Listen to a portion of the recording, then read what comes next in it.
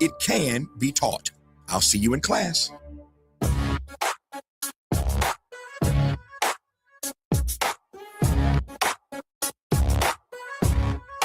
The Jesse Jackson Jr. Show. The Jesse Jackson Jr. Show. The Jesse Jackson Jr. Show. The Jesse Jackson Jr. Show. Come on and talk with me. Come on and listen to me. Come on and talk with me. Come on and listen to me. KBLA, Talk 1580, download the app.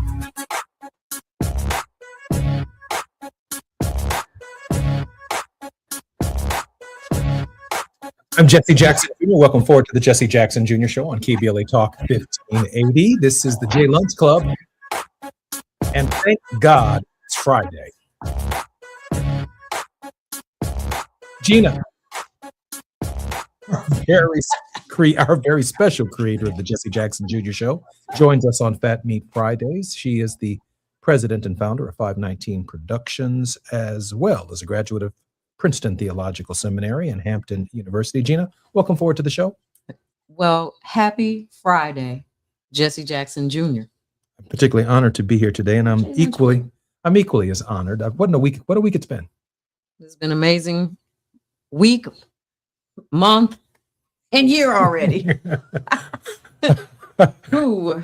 It's been something. The shooting by the ICE agent of Renee Good in Minnesota continues to dominate the news, with more and more footage and evidence coming out. I just heard a few moments ago that the ICE agent who fired the shot has camera video on their cell phone because they were walking around the car holding cell phone, offering yet another perspective of the incident. Any initial thoughts, G? My initial thought is that there's no need to shoot someone in the face. How about a tire? Let's shoot the tire if you got to stop her. So that kind of brute force and getting people accustomed to and numbed to is where we are right now. And it's unfortunate. But I'm going to say this. I think her name, Renee Good, and I pray that she will not go without the good that this incident can possibly bring about. With Praying the also. kernel of seed. Praying also for the people of Minnesota. Oh, yeah. Just 4 blocks from the assassination, if you will, the murder of George Floyd. But this is a tough neighborhood. I mean, it's not tough completely because it's tough in the traditional sense. Yeah. It's tough emotionally, spiritually, mentally, and its impact on the nation is resounding. Well, and when our second hour guest comes on, we're going to talk about it a little bit because we're both fans of Minneapolis and Minnesota for many different reasons. But we'll hold that on. We'll hold that for right now. And we'll have some of that conversation with Bishop Tolton because we know that he is going to bring a perspective that is going to shake the roof off the place. Wow. Wow. So the president of the United States has also just tweeted critical market-based information on the stock markets with the, I believe, the labor report that has been released. Nearly 5 million people are struggling to find jobs working part-time in the United States. 2 million of them are chronically unemployed. And yet he continues to boast his economic numbers. But what's so surprising about this information that he released was released on his social media website ahead of when the government officially releases it. And this information has impact for the reaction of markets, the Federal Reserve Board. It has information that, well, can give insiders with the information access to the critical, vital organs of the economic system, which is, it's illegal. It's illegal. It has to be released officially. You can't give it to your supporters or share it with people on the inside before. Yeah. If you know what you're listening and reading, you certainly will make a move there. But the other thing about it is you know how this is Fat Meat Friday and we have to just tell the truth. Mm. So undisciplined anyway. I mean, Mm. it could be that somebody said, "Hey, let's not talk about this. Let's not tweet about this, Mr. President." And here he goes down the hallway and into his room, like a little kid with Mario Brothers or some sort of game. And that's what this is to him. In some respects, it's a game. I'm deeply troubled by the breakdown in the norms of the federal government. And I think everyone probably should be, because we didn't hear this kind of leakage I don't think in any administration since I have been alive. The information is held that close to the vest. And the President of the United States always signals, and we should be deeply concerned, that people who move their monies around in the market might have access to information from the government about the direction of the markets before the people do. And that is, I don't know, is it insider trading? Is it insider? I think you can go to prison for it. It's that. I mean, it is that. And then it's unbridled discipline, undisciplined. Unbridled discipline. Gina, what are we talking about today? Well, we are welcoming one of our favorite guests, First Fridays, with Bishop Joseph Tolton. I'm excited about that. I know, me too. And in the second hour, Diallo Brooks will be joining us. Very much looking forward to that. Bishop Tolton is the founder and president of Interconnected Justice, which was established in 2019.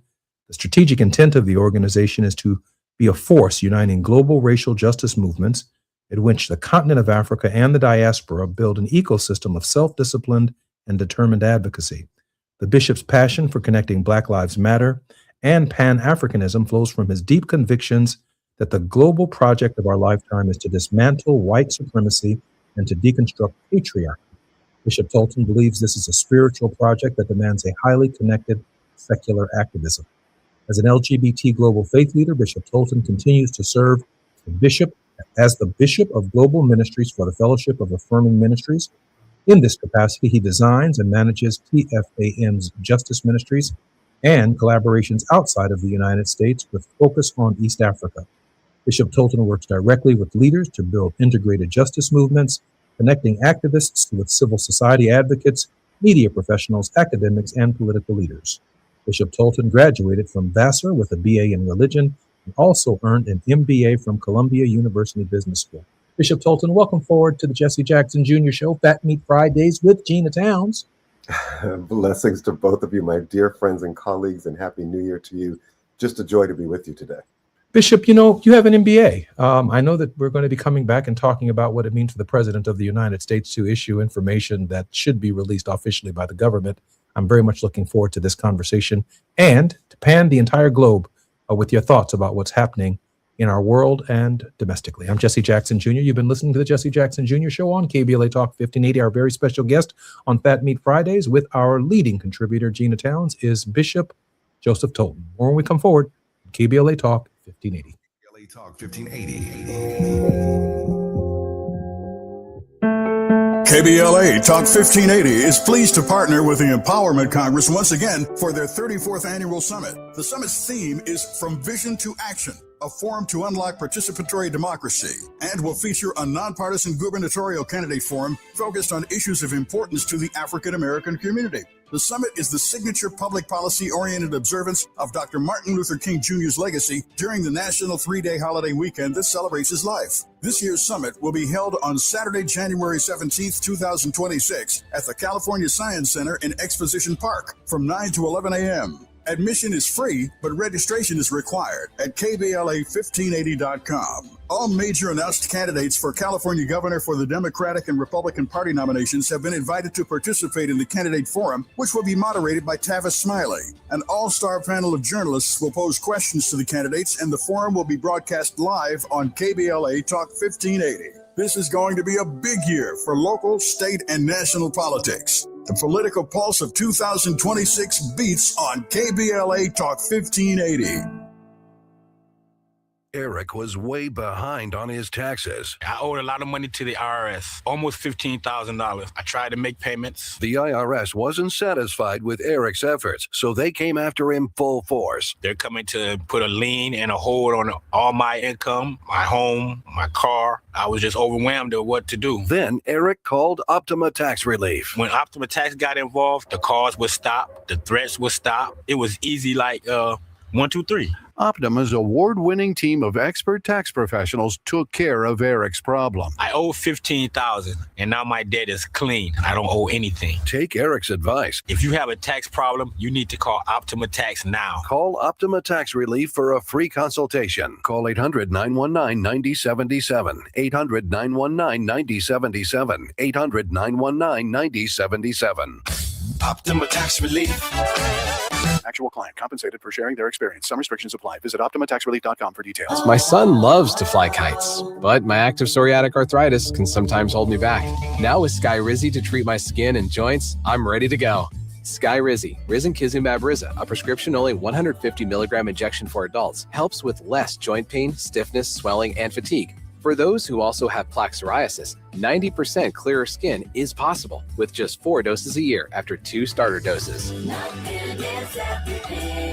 Don't use if allergic to Skyrizi. Serious allergic reactions and an increased risk of infections or a lower ability to fight them may occur. Before treatment, your doctor should check for infection and tuberculosis. Tell your doctor if you have an infection or symptoms such as fever, sweats, chills, muscle aches, or cough, or if you plan to or recently received a vaccine. With Skyrizi, there's nothing like clearer skin and better movement, and that means everything. Ask your doctor about Skyrizi today and visit skyrizi.com or call 1-866-SKY-RIZZI to learn more. Now back to more of Jesse Jackson Jr. on KBLA Talk 1580. The Jesse Jackson Jr. Show. The Jesse Jackson Jr. Show.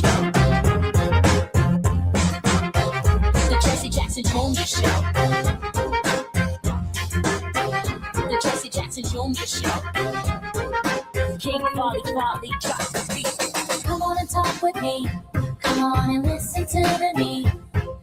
Come on and talk with me. Come on and listen to the me. KBLA Talk 1580. Download the app. I'm Jesse Jackson Jr. Welcome forward to the Jesse Jackson Jr. Show on Fat Meat Fridays with Gina Towns with the J Lunch Club, especially today. Our very special guest is Bishop Tolton. Bishop Tolton has an MBA from Columbia University. And I'm just wondering in this moment, Bishop, how much more different would your life be if you had inside information from the government of the United States before the rest of the public on what the markets might react to? My life would be quite different. I think it's called. That's what it's called. I think I might buy KBLA. That's what I would do. Would be happy for that. Yes. Insider information. I mean, we understand what happened to the stock market. We see some of the companies whose valuations increased, or stock prices increase. And one of the things that I think that we're going to need to follow is, of course, always the money. But which members of Congress and which members of Trump's cabinet actually made some stock trades or purchases as a result of that insider information? I think that that will be extraordinarily telling, because we are talking as much about business here as we are about politics, given that the president briefed oil executives before he briefed Congress. Ooh, Bishop. Ooh. Follow the money. Securities and Exchange Commission. What were the trades that took place from a very narrow group of Americans who had access to this information? We, the people, want to know. Gina? Do you remember that one dog? It was a cartoon way back, and then he would have a biscuit. He would smell the biscuit somewhere, and he'd be looking for the biscuit. Then he'd find the biscuit and go, Is that Snagglepuss? Whatever his name is. That's how I feel like, this is when they're in these meetings and there are privileged people in these meetings that they can just hardly hold, their breath. They can hardly hold the thought of, the greed that must be raging. And, Bishop, one of the reasons why we gel so well here on First Fridays. Well, it's not the first Friday. Let's be clear about that. We had to get you on because last week it was the first day of the year, so everybody got the day off, but we had some time to think. And it's just amazing to me because we have to be able to, on Fat Meat Fridays, go ahead and discern that we are not just looking at the actions of people, but the actions really result from an overflow of heart. And that's why I bring up the idea of greed. This entire adventure is grounded in greed. But what I've been thinking about recently is that it is an insatiable greed. It is kind of like pouring water into a cup with a hole in the bottom. You simply cannot fill the cup. You cannot get enough water. And this is exactly, I think, what the very premise of dominion and domination is. I have such a fear that there's not enough that I have to hoard and extract, and I have to loot, and I have to rob, and I have to do it in perpetuity because I can never be satisfied. I mean, it's really kind of how a junkie or an addict, sorry to use such a disparaging word, but but I will call them junkies, really, in this case, how they behave. You are always looking for that next fix, and there is no high like the first high, so therefore you can never be satisfied. I mean, think about that in terms of, we think about ourselves as kind of being, victimized, which we are, but imagine being trapped in that kind of a psychological a mode of thinking. That is also torture. That is also great oppression. So I think it's important for us to always realize how sick and oppressed these people are who are doing what they are doing to us. In this moment, I also think, because I can't remember who it was over the past couple of days, and it may have been Atiba yesterday on Conversations with Atiba, when he talked about that many people arrive at a same place, but they arrive at that place because they come from different places. So in this instance, when you talk about an insatiability from not getting the same high that you got on the first hit, if you will, there's also food insecurity. When you have insecurity that exists, you tend to hoard. You tend to always are looking like a mouse, looking for cheese. And sometimes you do get caught in the trap. Oh, absolutely you do. And, I think what's interesting about that statement, Gina, is that, yes, he got caught in the trap, but these are people who don't care that they've gotten caught. I think that this is a part of what is frustrating us as we deal with them. Certainly in my lifetime growing up, there were things like kind of white guilt, which is really about having a consciousness of how your privilege is giving you certain advantages and wanting to be a part of a system that creates redress. And we kind of give it the cliche of that's white guilt, but that was really a certain consciousness. Our problem here is that the folks that we're up against have no sense of consciousness. I know we all saw Stephen Miller on Fox recently, where we were stupefied by what he said, that the world operates based on power. The world operates based on your strength and your might. And because we have the military power, the strength, and the might, this is how the world works. So imperialism, let it roll. And, our values around democracy and equity and having a sense for inclusion and in the embrace of all humanity and wanting to lift all humanity. Certainly that's the Christian ethic. All of that it's just been trampled upon. It has gone away. And they are with just kind of nakedly expressing their incredible desires to recolonize the world, destroy the current global order, and create zones where autocrats will essentially rule in their zones. And they're doing that by the moves that they're making on the Western Hemisphere.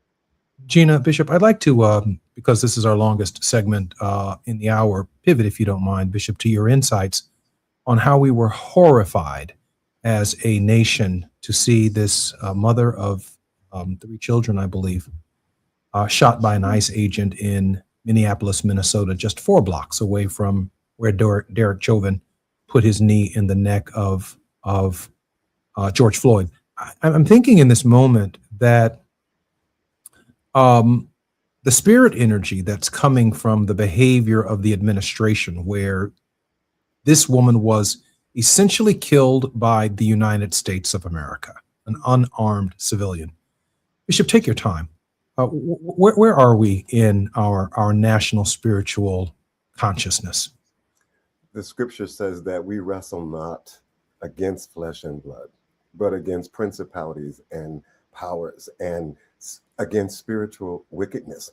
Authoritarians are able to do what they do because the people who are under their rule will oftentimes mimic and begin to embrace the MO by which that authoritarian operates. They will begin to aspire to actually be like that authoritarian. So they cover their that dictator's behavior.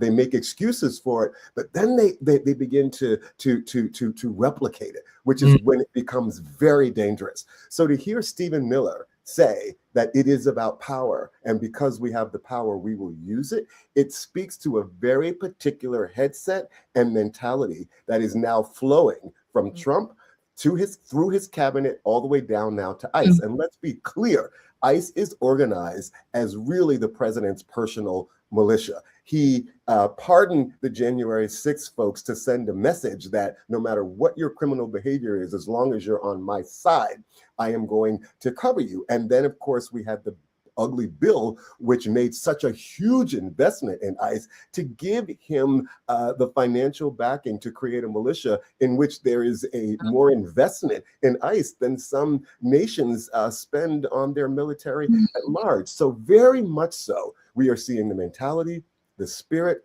the MO, the hyper-masculine posture of the president, literally, and his men now being internalized and embraced by ICE agents, and they are behaving accordingly.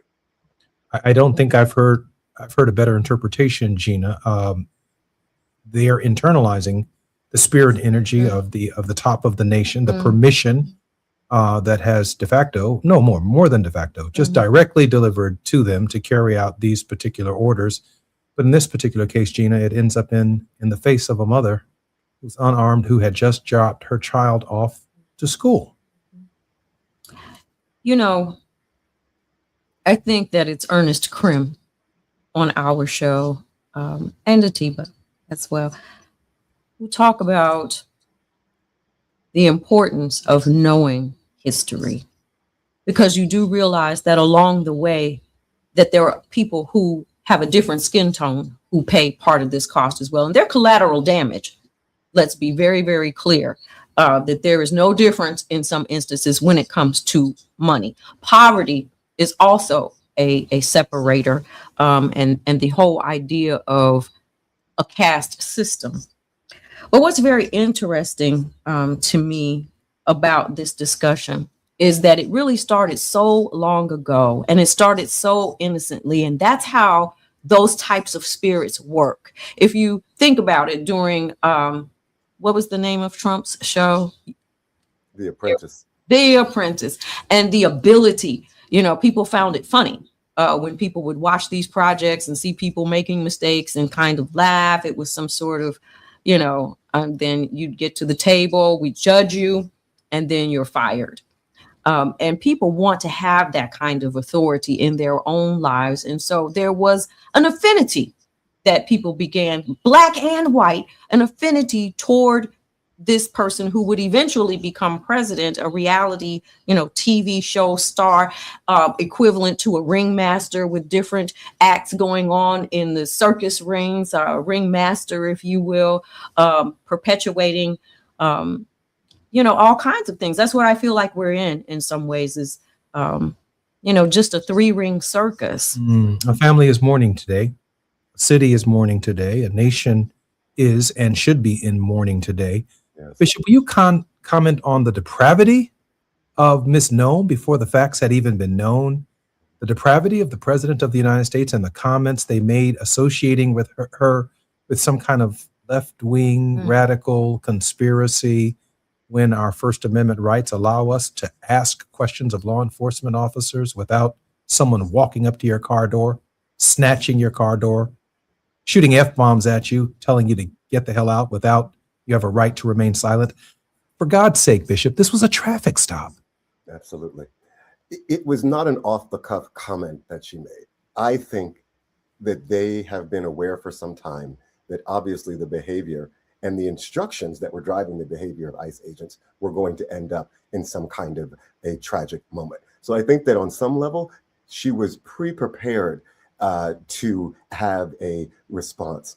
But clearly, the fact that she came to the conclusions that she came to well before there was even an investigation speak to the fact that they are determined to not only create their own narrative, which they want to pump into the media ecosystems that reach their target and their base, but reaching that target and that base has now become the thing that is important to them, and there's a blind eye to the rest of the nation. And I'm lifting this up because what we're really experiencing is minority rule.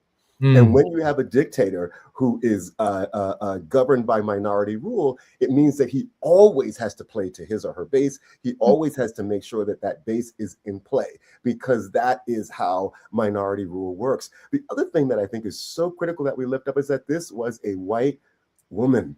And that this was a message being sent to white people that you are either with us or you are against us. And if you are a race traitor, we are going to treat you just like we would treat somebody who is brown or who is black. The way that the vice president went on and on and on about the fact that the woman had to be sick because she was in a location where she was lifting up her voice to speak back against something that she saw being done by her country that she disagreed with. That was absolutely horrible for him to demonize her in that way.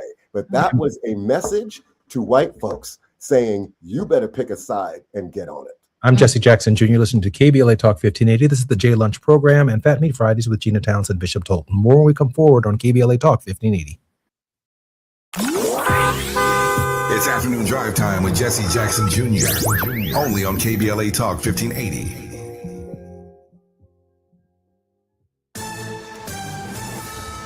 I'm Amber Payton with BIN News Now. Black House Minority Leader Hakeem Jeffries is calling Homeland Security Secretary Kristi Noem a, quote, stone cold liar, end quote, over the deadly ICE shooting in Minneapolis. The killing of Renee Nicole Good was an abomination, a disgrace. Senate Minority Leader Chuck Schumer says there appears to be no justification for the agent opening fire, despite DHS claims the shooting was defensive. The U.S. House of Representatives has approved a bill to extend expired Obamacare tax credits. The bipartisan measure passed 230 to 196, with 17 Republicans joining Democrats to renew COVID-era Affordable Care Act subsidies. And Sean Diddy Combs sought a pardon from President Trump after his federal conviction, but Trump says he denied the request. Trump cited their strained relationship after Diddy criticized his politics, fueling online speculation about the fallout. Get BIN News Now on demand 24/7 on the iHeartRadio app. For victims of drunk and drug driving, our grief is unique, but you are not alone. You always have a place at MAD. Call our 24-hour victim helpline at 877-MAD-HELP or visit mad.org. This is the KBLA Sports Minute with Ray Richardson. The University of Miami, the last school selected for the 12-team college football playoffs, is heading to the national championship game. Miami hung on for a 31-27 win Thursday night over Mississippi in the semifinals. The Hurricanes will play the winner of tonight's Indiana-Oregon game on January 19th at Hard Rock Stadium in Miami. The Lakers and Clippers are back in action tonight. The Lakers are at home against Milwaukee. The Clippers are in Brooklyn. In Minneapolis Thursday night, the Timberwolves held a moment of silence before their game against Cleveland for Renee Good, the 37-year-old woman who was fatally shot Wednesday in her car by an ICE immigration agent. Tonight at 6, Out of Bounds is moving to prime time. Join me and my co-host Gil Scarborough for 60 minutes of sports chatter with some black folks flavor. You can be a part of the conversation at 1-800-920-1580. No debates, no speculation, just the info you need. That's your KBLA Sports Minute. I'm Ray Richardson on KBLA Talk 1580.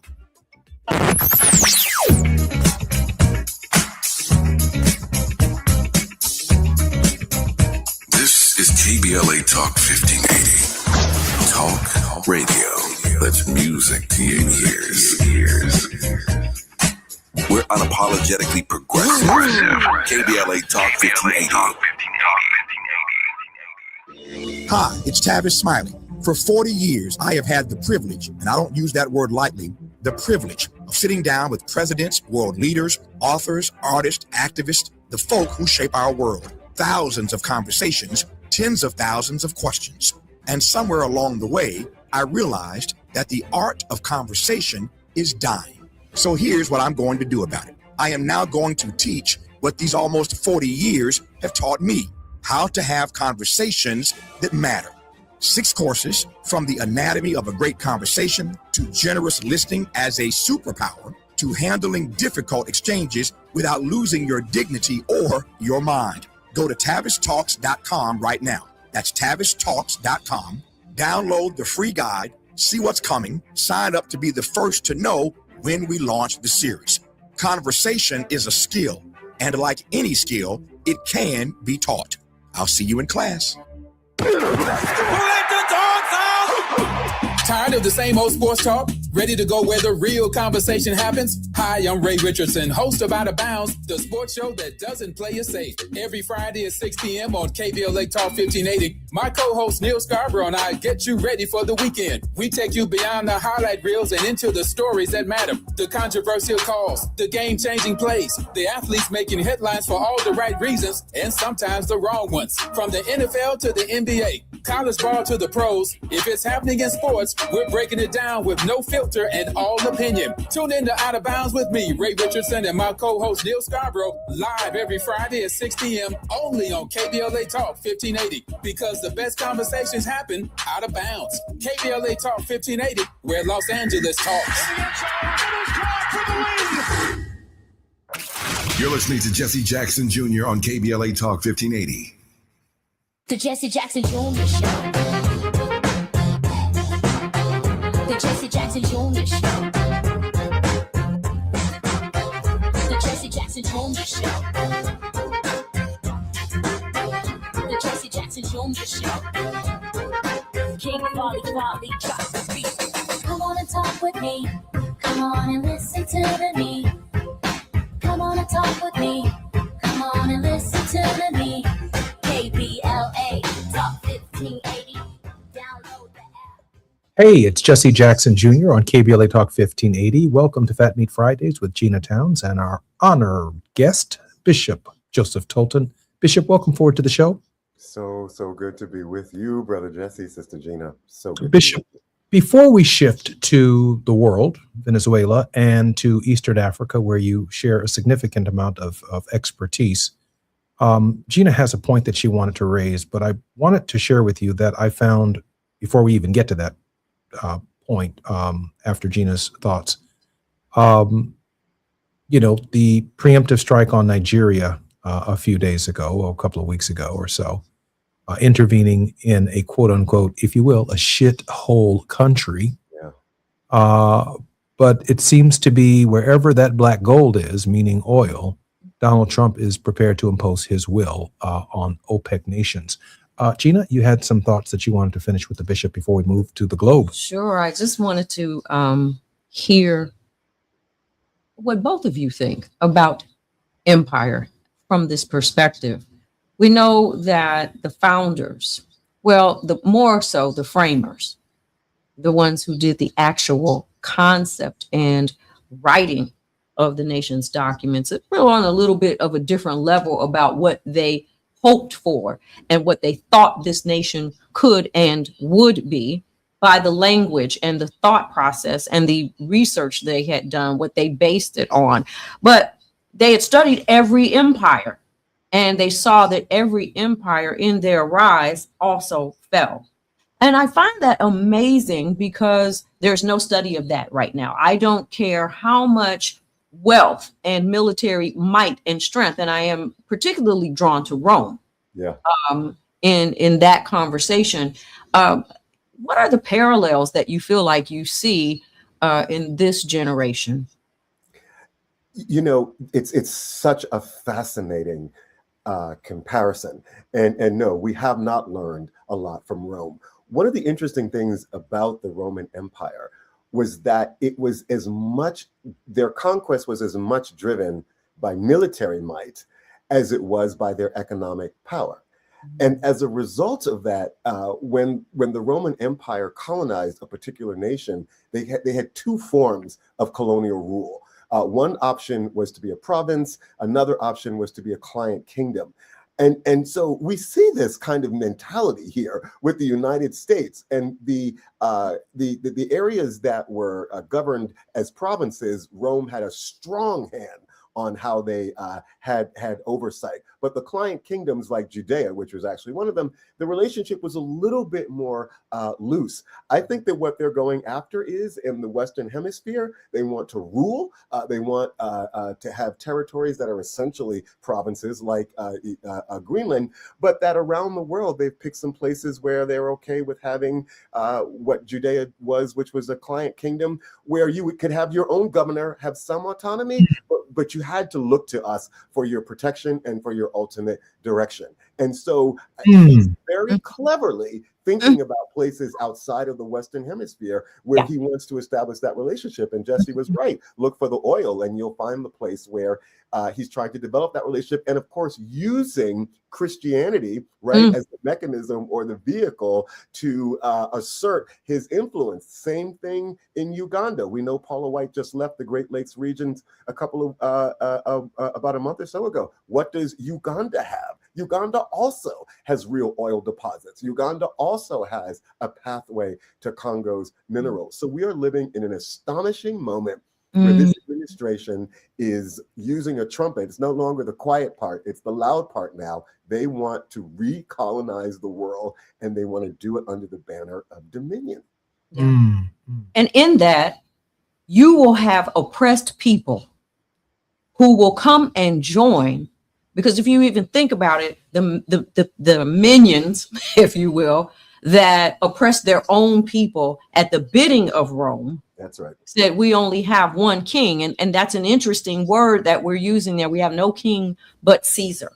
And I think that's the goal. I think my contribution to that conversation, Gina, is very, very small. The only thing that we are assured of in empire is this, that under a star, a child will be born one day, a son will be given, and the government shall be upon his shoulders. And he will be wonderful, or she will be wonderful. She will be a counselor. She will be the prince of a war, of a world that is no longer warring, a prince of peace. Now, I don't know if that's 742 years from the moment Isaiah said that until the birth of Jesus of Nazareth. And I can't promise the American people or the world a magician who walks the countryside doing various magical tricks or healing that's extra medical or extra scientific. But I think we're talking about the birth of compassion, the birth of empathy. And I do think that the only thing that we are assured in empire, maybe not that we will live for 8 centuries to see it, but this too shall pass. And it will unravel because we've seen this story before. Bishop? My grandmother used to remind me all the time, son, God doesn't love ugly, but he's also very little for beauty. And I always used to struggle with the second half of that statement. What does she mean? And what she meant was, yeah, it's one thing to be ugly, but also don't get too full of yourself. This is the human condition. We're trapped in these human bodies. And when we get a little, we want a whole lot more. And we don't know when to stop. Right? I mean, that's what greed is. It's a condition where people cannot get enough. And as a result of it, they will always go too far and do something that will ignite the revolution, just as happened during the days of Jesus the Christ. Bishop, we have about 4 minutes before we come forward at 2:46 in the hour. I'm thinking that your work in Eastern Africa is directly under assault as well. With this preemptive bombing campaign that did include Nigeria. Yeah, there's no question about that. The entire relationship now between Africa and the United States is being intentionally scrambled by this administration. I think it's very important that we lift up the fact that this week the president exited about 60 plus associations or organizations that are a part of the United Nations. But importantly, one of them is the United Nations Permanent Forum for People of African Descent. And the argument or the rationale given was that it's a racist organization that is seeking reparatory justice. Trump understands fully well that people of African descent are in a very interesting place where we had begun to find ourselves, our way back to each other. And that in that great family reunion, one of the primary outcomes was going to be a cry for redress, a cry for reparations. So much of what we see happening right now in his relationship with Africa is to kill the opportunity for us to actually have a global call for reparations for people of African descent. That is the core reason we got out of the United Nations Permanent Forum for People of African Descent. I think it's one of the core reasons that we're meddling in Nigeria, because we're just stoking tensions between southern and northern Nigeria, between the Islamic community and between Christians. And it's also why Paula White lifted up her hands and anointed Museveni just a month or so ago and said to the Ugandan people that he should be the president for life, because she knows very well, and the administration knows, that President Museveni and his wife Janet are two of the most key freewheeling dominionists on the continent, who are very much so in the pocket of the most extreme elements of America's white Christian nationalist movement. Gina? Well, I put this map of the continent up with good reason, because occasionally we do talk about how many people are moving to Africa from America, and that is, African Americans, quote unquote, moving to Ghana, moving to Nigeria, and when you look at the resources that are on the continent of Africa, you can begin to understand why you do have to break that up. If you are wanting to be, in a supremacist mindset and in control. I'm struck by both of your analysis when it comes to Donald Trump's lack of interest in any kind of diplomacy. I mean, what do we need an ambassadorial corps for? What do we need these international organizations that the bishop spoke of to help try and create broader understanding and dialogue? But I also think that the president of the United States is following the slave trade. That's right. Eastern Africa to Cuba to the Caribbean to South America, wherever the exploitation has occurred, some of the greatest crimes in human history, Donald Trump has sought to engage in further exploitation of those communities. And then with hindsight, when you look at Nkrumah and you look at Gaddafi and you look at Traoré, and you look at these African leaders who argued for one currency and one continent and a United States of Africa, or in the case of Fidel Castro or the case of Che Guevara, making the argument for one South America, a United States of South America. Our people are simply helpless and defenseless if everybody needs to be president of their little space, and everybody doesn't see themselves, or every country doesn't see themselves as a governor in a United States that of their country or their continent that is specifically designed to create security for all who dwell therein. I'm Jesse Jackson Jr. More on Fat Meat Fridays with Gina Towns and Bishop Tolton when we come forward. While you're stuck in traffic, we can at least bring you up to speed on the news of the day. You're listening to Jesse Jackson Jr. only on KBLA Talk 1580.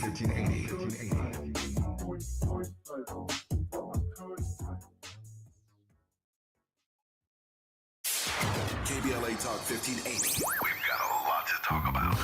KBLA Talk 1580 is committed to self-care and community well-being. Walk Good LA was formed in June 2020, inspired by the Black Lives Matter movement and the beginning stages of the COVID-19 pandemic. What began as a few minutes of breath work and yoga meditation before protests against police brutality turned into a safe space for the community to heal in hard times. The immensely positive response from the community transformed the momentum into a movement. Today, Walk Good LA KBLA is a Black and Brown led community wellness organization based in Los Angeles. They provide spaces for healing through community yoga classes, guided meditations, hikes, run clubs, and other activations throughout Los Angeles that attract hundreds of members weekly. With the help of Propel and Michael B. Jordan, they now have a yoga and wellness studio in Los Angeles called the Walk Good Yard. To join their mailing list and connect with healing spaces, please visit walkgoodla.org. That's walkgoodla.org. Or find them on Instagram at walkgoodla. This is a community call to action, a community call to healing from KBLA Talk 1580. KBLA Talk 1580. We've got a lot to talk about. KBLA Talk 1580, connecting you with services and solutions. LA County's new Justice Care and Opportunities Department, or JCOD, is here to support justice-involved individuals and their families. The JCOD Support Center is now taking calls at 1-833-LACJCOD. That's 1-833-522-5263. Available 7 days a week from 6 a.m. to 11 p.m., the Support Center is your one-stop shop for re-entry issues and court support. They offer court reminders, connections to local services, transportation assistance for housing, court appearances, and childcare. The JCOD hotline provides personalized help to connect you with services that you need. And don't forget to check out justiceconnect.org for more information. Remember, it's free and available every day at 1-833-522-5263. This is a community call to action from KBLA Talk 1580. Still battling a thirsty lawn that guzzles water and drains your wallet? Let LADWP turn that patch of grass into a gorgeous drought-smart garden for free. We're talking a full California-friendly landscape makeover designed and installed by pros at no cost to you. That's right, LADWP does the work, you get the upgrade. Ready to transform your yard and save big? Visit ladwp.com/leap. That's ladwp.com/LEAP. Attention, have you racked up $10,000 or more in credit card debt? Are you barely getting by making minimum payments? With credit card debt reaching all-time highs, National Debt Relief is notifying consumers about significant debt relief options currently being made available to help those with overwhelming credit card debt. These options may reduce a large portion of credit card debt for those who qualify. You don't need to declare bankruptcy or take out a consolidation loan, and you may only have to pay back a fraction of what you owe, even if you have bad credit. National Debt Relief has already reduced the credit card debt for more than 550,000 consumers, so don't wait. If you owe $10,000, $20,000, or even $100,000 in credit card debt, you can now take advantage of this financial debt relief as the cost of living continues to skyrocket. To check what debt reduction you may qualify for, call 800-237-8585. That's 800-237-8585. Again, that's 800-237-8585. Now back to more of Jesse Jackson Jr. on KBLA Talk 1580. The Jesse Jackson Jr. Show. The Jesse Jackson Jr. Show. The Jesse Jackson Jr. Show. The Jesse Jackson Jr. Show. King Volley, drop the beat. Come on and talk with me. Come on and listen to me. Come on and talk with me. Come on and listen to me. KBLA Talk 1580.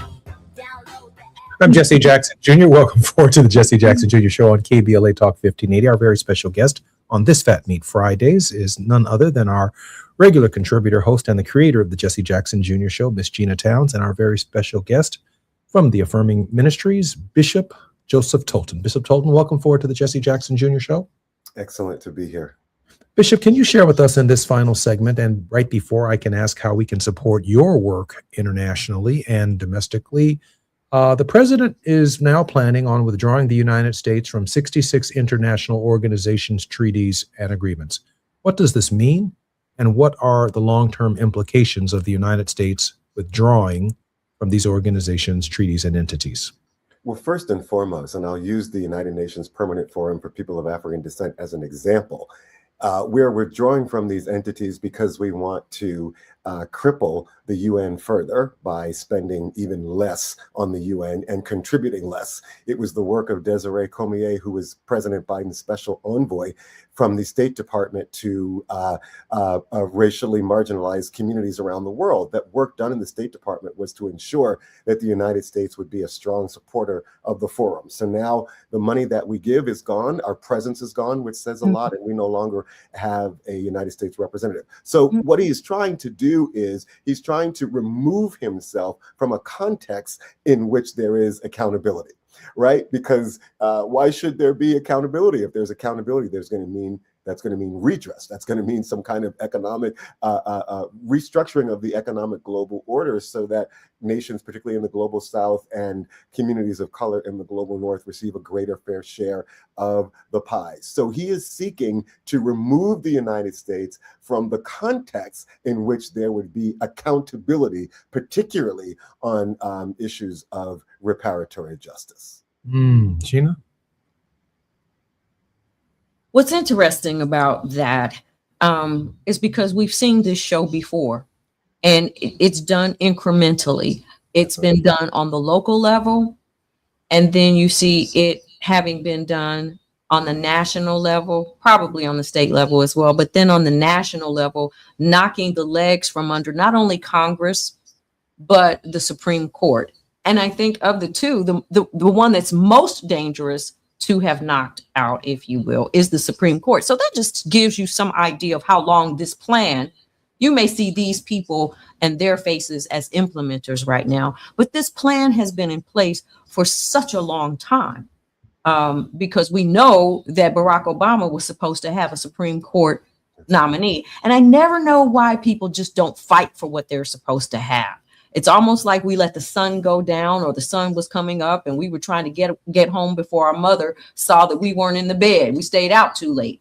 But we are in a place, and and that's why I know, Jesse and I were discussing during the break, having you talk about, well, what can we do? I know you are involved in a number of organizations that are forming coalitions and passing not just I suppose some sort of referendums or resolutions. What can you tell us about, where we go from here, Bishop? Just before you do, Bishop, I want to say this, Gina, when you mentioned Barack Obama and his Supreme Court nominee, Merrick Garland, he might have been the first Supreme Court justice in the history of the United States who was incapable of making a decision. Well, that's just me. I mean, he waited 2 years to prosecute Donald Trump, and here we are. Yeah. Bishop, to Gina's point. But between Merrick Garland and the former head of the CIA who got Hillary Clinton into trouble during the end of her run, Jim Comey, the host, we can have a little talk about Merrick Garland and Jim Comey for real. But to get back to Sister Gina's question, I'd love to speak to two things. One, I want to quickly pivot to Haiti, because we haven't mentioned Haiti. The president has talked about Colombia, he's talked about Mexico, but I want us to be clear as people of African descent that Haiti is got to be on his list. It is politically unstable. It's always been understood to be a problem that needs to be managed. But little has been said about the fact that Haiti sits near the offshore sedentary basins that are connected to Venezuela's oil-rich systems. They have never had the political stability to be able to extract oil, but the geological surveys have always suggested that there are oil deposits there. The second thing about Haiti is that it sits in one of the most important maritime corridors in the Western Hemisphere, the Windward Passage, major shipping lanes, military positioning, trade checkpoints, etc. Also in Haiti, there is gold, copper, silver, bauxite, marble, and limestone. And the last thing, the cost of Haiti's labor is so cheap that it makes it very attractive for an imperialist. So I want us to really be thinking about this strategy to conquer the Western Hemisphere, and really be thinking about Haiti and how important it is to us in the diaspora. It should be the Singapore of the diaspora because it represents Black excellence and Black freedom. And because of the Haitian Revolution, we know that Haiti has suffered not because it failed, but because it succeeded. That said, the work that Interconnected Justice does, and you can find us at icjustice.org, is to bring together not only grass tops leaders, but also Generation Z young activists, the best in the business, who are lawyers and civil society advocates and who are political thinkers and academics. And we bring our people of African descent from the continent in conversation with those of us in the diaspora, that we might mine together for the best solutions to harvest Black solidarity in the interest of being able to confront the infrastructure of white Christian nationalism, and not only defensively defeat and undo or undermine their agenda, but also vision what is the kind of world that we want to live in. Can we revisit African cosmologies as the source of our inspiration for understanding who we are, our place and our right to exist freely, and to be able to have control and autonomy and self-determination over our own bodies and our own resources? So I think that this is an incredible moment for people of African descent to begin to shift our consciousness as Black people from just a domestic frame to understanding that these issues are global, and that we always have to think about not just what's happening to African Americans, but from Accra to Atlanta, from Chicago to Cape Town, we've got to be thinking about how these issues resonate globally, and begin to then speak to the issues, even when it has to have a local solution. I think we have to always put that local solution into a broader global context, because that is how our opposition is thinking. So visit us at icjustice.org, join, donate, become a member, become involved, and make sure that your organization, even if it has a local mandate, it should always have a global perspective and a Pan-African understanding. Give me that email address or that website address one more time very quickly. That's the letter I, the letter C, justice.org, IC Justice. Thank you, Bishop. Thank you for being on our show. And I can't wait to have Bishop Talton back, hopefully before the end of next week, to discuss this global Western hemispheric problem, and more specifically, Haiti. I'm Jesse Jackson Jr. We're on Fat Meat Fridays with Gina Towns. More on KBLA Talk 1580 when we come forward. KBLA 1580 Santa Monica. I'm Amber Payton with BIN News Now. Black House Minority Leader Hakeem Jeffries is calling Homeland Security Secretary Kristi Noem a, quote, stone cold liar, end quote, over the deadly ICE shooting in Minneapolis. The killing of Renee Nicole Good was an abomination, a disgrace. Senate Minority Leader Chuck Schumer says there appears to be no justification for the agent opening fire, despite DHS claims the shooting was defensive. The U.S. House of Representatives has approved a bill to extend expired Obamacare tax credits. The bipartisan measure passed 230 to 196, with 17 Republicans joining Democrats to renew COVID-era Affordable Care Act subsidies. And Sean Diddy Combs sought a pardon from President Trump after his federal conviction, but Trump says he denied the request. Trump cited their strained relationship after Diddy criticized his politics, fueling online speculation about the fallout. Get BIN News Now on demand 24/7 on the iHeartRadio app. For victims of drunk and drug driving, our grief is unique. But you are not alone. You always have a place at MAD. Call our 24-hour victim helpline at 877-MAD-HELP or visit mad.org. Hi, it's Tavis Smiley. For 40 years, I have had the privilege, and I don't use that word lightly, the privilege of sitting down with presidents, world leaders, authors, artists, activists, the folk who shape our world. Thousands of conversations, tens of thousands of questions. And somewhere along the way, I realized that the art of conversation is dying. So here's what I'm going to do about it. I am now going to teach what these almost 40 years have taught me, how to have conversations that matter. 6 courses, from the anatomy of a great conversation to generous listening as a superpower to handling difficult exchanges without losing your dignity or your mind. Go to TavisTalks.com right now. That's TavisTalks.com. Download the free guide, see what's coming, sign up to be the first to know when we launch the series.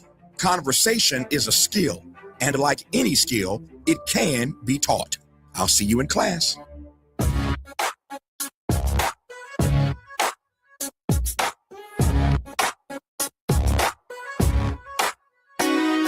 The Jesse Jackson Jr. Show. The Jesse Jackson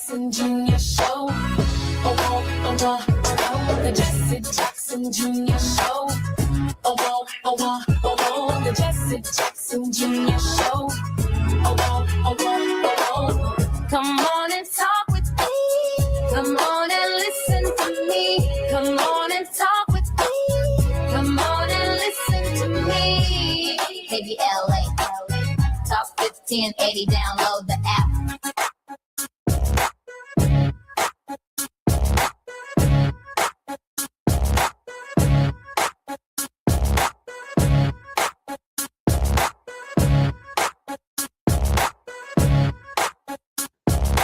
I'm Jesse Jackson Jr. Welcome forward to the Jesse Jackson Jr. Show on KBLA Talk 1580. This is our second hour on the show, and I'm particularly honored that our resident regular contributor on issues, all issues relating to education and social justice, is none other than Diallo Brooks. Gina, Diallo is here with us today. Mm-hmm. Yes, he is.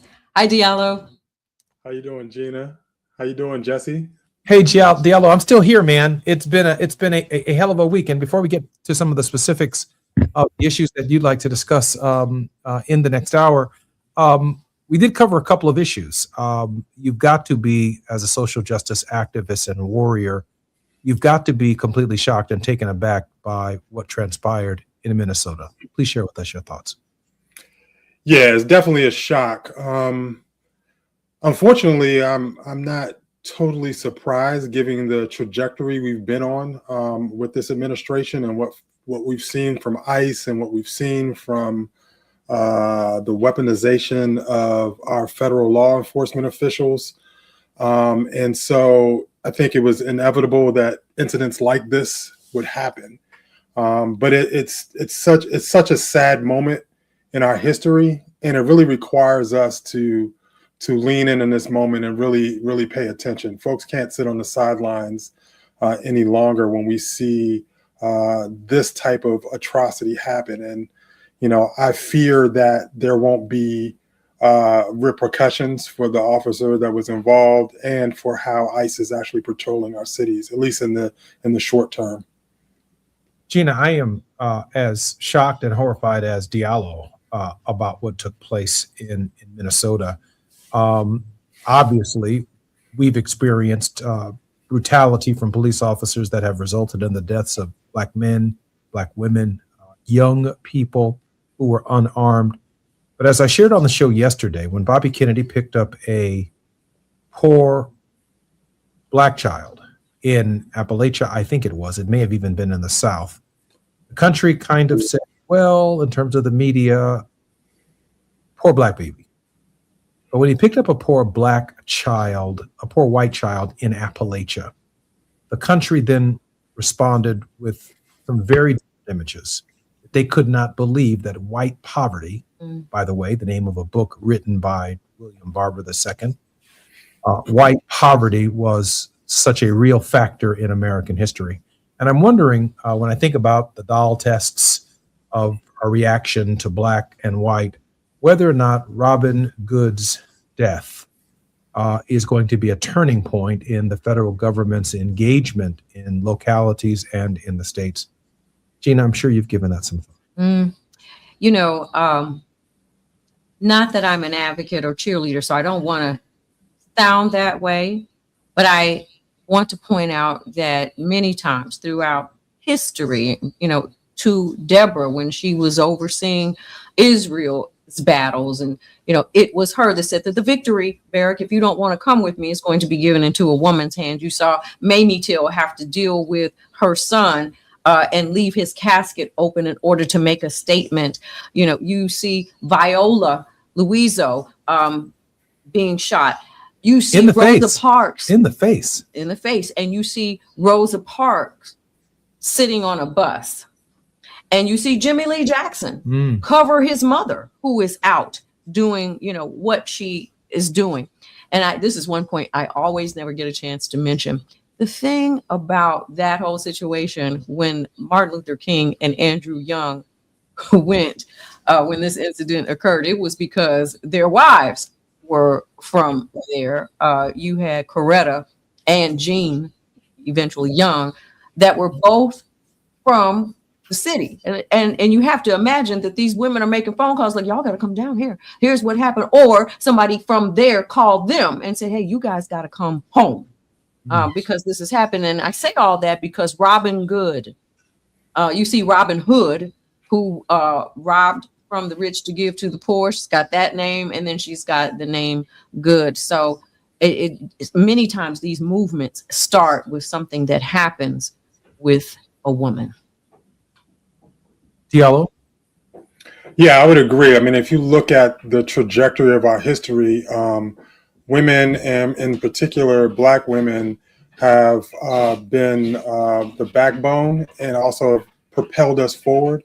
I mean, even if you look more modernly, and you hate to couch it in tragedy, you look at Sandra Bland, or even young people, just the Tamir Rices of the world and the Trayvon Martins of the world.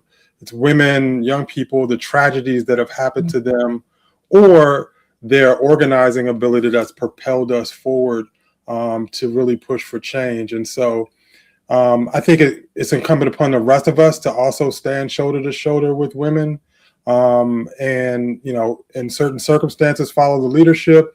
In circumstances, stand in the void to support really creating the change we want to see in this country and in the world. I'm thinking in this moment that I'm just scared to death at Diallo's suggestion that all of the series of events and the rhetoric indicates that this just may be the beginning of these kinds of activities. And I'm scared because we don't know what constitutes First Amendment protections under these circumstances. The First Amendment is in the Constitution of the United States, so it's a federal function. Usually it's the federal government that's instructing local law enforcement that they have to comply with the federal Constitution, but it is federal law enforcement that is not allowing people to protest and speak freely, and they are specifically governed by the Constitution of the United States. I'm Jesse Jackson Jr. You're listening to the Jesse Jackson Jr. Show on KBLA Talk 1580. It is Fat Meat Fridays. The creator of our show, Gina Towns, Reflectivity, and with our leading contributor on all issues, education, and many, many more, social justice activist, great man and a friend, Mr. Diallo Brooks. More when we come forward on KBLA Talk 1580. It's afternoon drive time with Jesse Jackson Jr. Only on KBLA Talk 1580. KBLA Talk 1580 is pleased to partner with the Empowerment Congress once again for their 34th annual summit. The summit's theme is From Vision to Action, a forum to unlock participatory democracy, and will feature a nonpartisan gubernatorial candidate forum focused on issues of importance to the African American community. The summit is the signature public policy-oriented observance of Dr. Martin Luther King Jr.'s legacy during the national 3-day holiday weekend that celebrates his life. This year's summit will be held on Saturday, January 17th, 2026 at the California Science Center in Exposition Park from 9 to 11 a.m. Admission is free, but registration is required at KBLA1580.com. All major announced candidates for California governor for the Democratic and Republican Party nominations have been invited to participate in the candidate forum, which will be moderated by Tavis Smiley. An all-star panel of journalists will pose questions to the candidates, and the forum will be broadcast live on KBLA Talk 1580. This is going to be a big year for local, state, and national politics. The political pulse of 2026 beats on KBLA Talk 1580.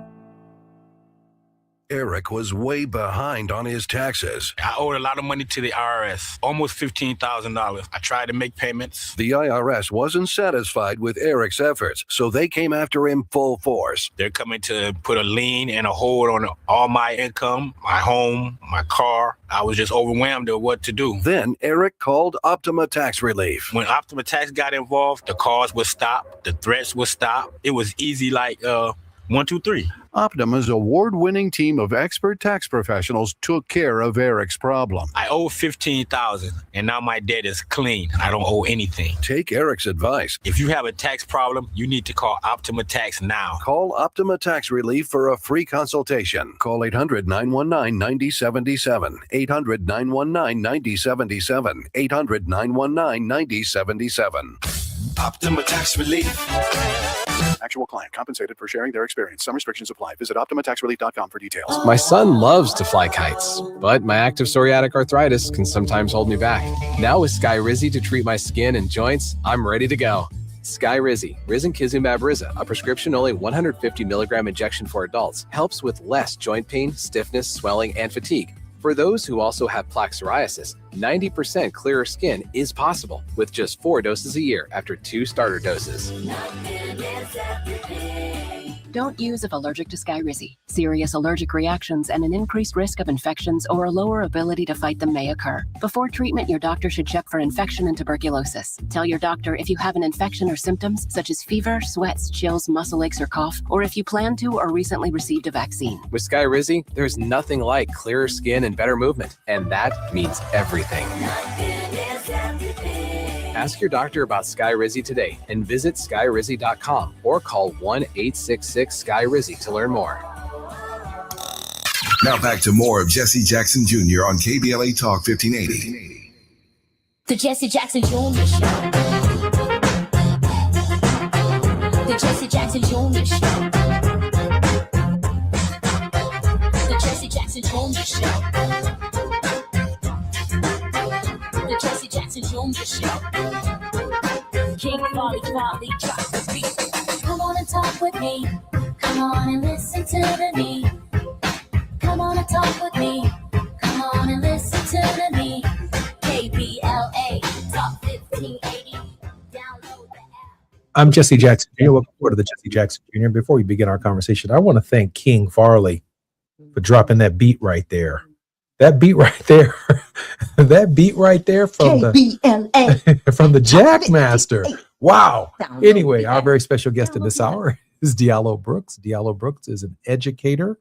He's also a social justice activist and a regular contributor on the Jesse Jackson Jr. Show. Diallo, welcome forward to the show. Thank you, Jesse. Gina, you wanted to continue our conversation with Diallo before the... I did, but I started talking about KBLA. And that does remind me because, we do have fun. And I think that and it's not just us, but in particular, our community got to a certain level of comfortability. And in that comfort, especially in the generation that was raised while President Obama was, in office, you could clearly see and not know what it was like to never have a president of color and a first lady and children that looked like yourself, living in the White House, giving speeches, playing basketball. Like him or not, President Obama was the epitome of Joe Cool. And so to grow up in that era, I think really kind of puts us in a position to why we may be startled. But we talked about in the last hour, Diallo, how long this has been going on. The plot, the planned Project 2025, even by its name, it happened in 2025, but it certainly started more than 25 years ago. Yeah, it definitely started more than 25 years ago. There's been a history, and I quite honestly, were folks trying to take control of systems. I think ultimately to make money, to gain resources and control resources. And so I think we're seeing that in how the ICE incidents are playing out, but also just our foreign policy and a lot of things that we are involved in the world. I think what we have to do on our side is be much more strategic than we have been. And it's really about creating what is our vision for the future look like? What does a healthy, thriving, safe community look like, right? And what are the pillars of that? What are the things that we need to do, that we need to create in order to make that happen? And I think we have to defend ourselves from the tyranny that we see that's happening right now, whether it be Venezuela, whether it be the ICE incident in Minnesota, or whether it be other incidents that are happening around the country. We also have to have a proactive agenda that can galvanize people, that bring people together, that give people some optimism for the future, because it's often creates even more apathy when we lean into the negative, that we're not talking about the things that the way we see the future. And I think when we lean into that, we create spaces that allow us to then engage people, to give folks hope, to give ourselves hope and joy, and something to really fight for and not just fight against. And I think when we posture ourselves in that way, when we really are strategic about what our agenda is and be clear about not using their agenda as part of our agenda, I think people want to see something that is drastically different, not just co-opting parts of it, not placating their base, but really drilling down on things that really matter to most folks in this country, and educating, engaging. And then lastly, I'll say we have to also listen to people, listen to where their pain points are, but also what brings them joy, to help co-create what that can look like for our future. Gina? Jesse, he said where their pain points are. Yeah, there's no doubt. There's no doubt in my mind that he's on to something right there. We tend to organize people historically. Segregation put us in certain categories or neighborhoods geographically, but then we organize ourselves voluntarily by choosing to move beyond laws of segregation, and we voluntarily integrate into communities because the laws now allow us to move and live in all neighborhoods in the United States, except for restrictive covenants. And then Dr. King would argue that we needed a spiritual integration, which is a care for neighbor, a care for community, regardless of a person's race, sex, or class. And he used the story of the Samaritan to make the case for what that really, really represents and what that really means. But I'm thinking in this moment, Diallo, that there's going to be a comfort that people feel naturally in a kind of tribalism because of the fear of the world that Dr. King envisioned, the world that we've been trying to build. And it is reinforced by the absence of well-funded schools where, for example, if I worked in Silicon Valley and my job opportunity was in Silicon Valley, where some of the largest corporations in the world pay local taxes, and therefore students go to public schools that are extremely well-funded. But then, Diallo, as an American who does not live in Silicon Valley by happenstance of my birth or zip code, I live on the south side of Chicago, I live in Harlem, or I live in Compton, Los Angeles, or I live, in Crenshaw neighborhoods. And there is no Apple, there is no Microsoft, there is no Amazon, there is no one's paying local property taxes that make public education commensurate with what children are receiving where these corporate headquarters are. There is a kind of forced segregation that the economic system itself creates by where corporations and businesses choose to locate.